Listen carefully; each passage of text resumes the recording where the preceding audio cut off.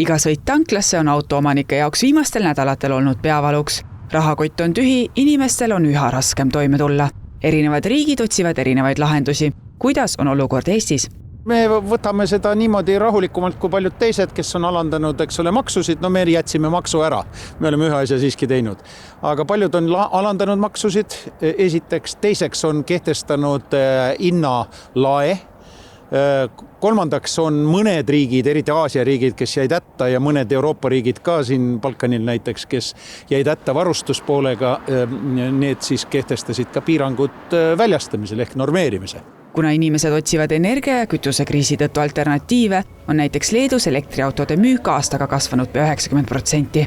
Leedus otsustati langetada rongipiletite hinda 2 kuuks poole võrra. Ka Lätis on sarnased arutelud. Šis ir instruments, kādā veidā Latvijas valdība varētu mērķtiecīgi sasniegt daudz cilvēkus, palīdzēt. Cilvēki varētu mājās atstāt savus automašīnas un būtu motivēti arī braukt ar vilcienu, kas tieši palīdzētu. Un mēs rēķinam tādā veidā šo 30 dienu abonentu skaits varētu palielināties par 100 000 līdz 200 000 pasažieru braucieniem.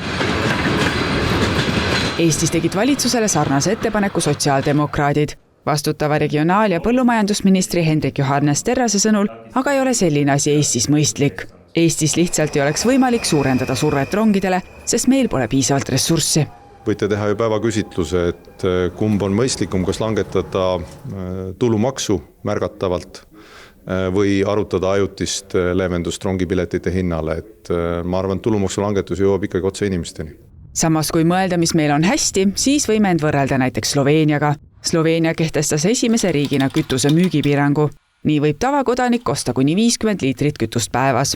Eestis aga tangi palju rahakott veel kannatab. Saksamaal otsustati, et tanklaketid võivad vaid korra päevas hindasid muuta, täpselt kell 12 päeval. Varasemalt muutus bensiini hind seal päevas keskmiselt 22 korda. See peaks ennetama, et hinnad muudkui tõusevad, aga maailmaturul hinna langedes sama kiiresti ei lange.